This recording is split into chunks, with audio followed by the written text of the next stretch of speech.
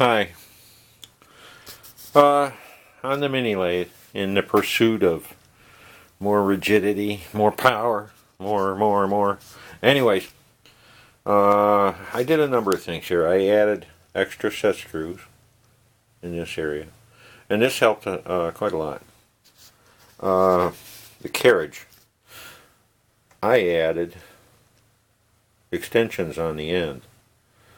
The bottom hold down plates are about this long. They extend out here.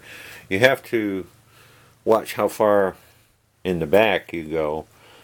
The bottom plate will hit the motor cover. I did it also on the back side. And I know this thing's dirty. That's the way it goes. Now another thing you can do is make yourself a jack. This is a short 3/8 bolt and a long nut. You can use different combinations to reach from the carriage up under the tool. Just a thought. It does make a difference. When the tool is hanging way out, you need all you can get. You can catch it on the extreme end here, and well, you do what you got to do. I have turned a 6 7/8 steam engine flywheel on this lathe. It can be done. I had the tool turned way around like that,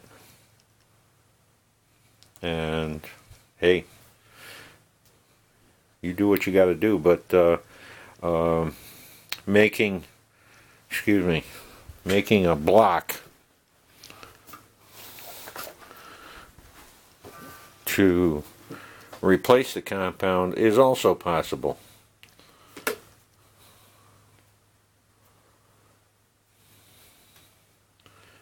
Your choice.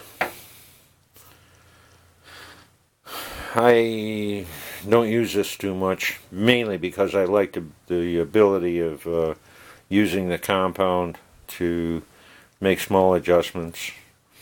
Now, I haven't done anything with this lathe. On my 9x12, I added a hand wheel on the feed screw. But hey, you do what you got to do. Having the lathe higher helps a lot. I've heard of people bolting the mini lathe down to a piece of channel iron to make the bed more rigid. Let's face it, this is a mini lathe. Anyways, good luck.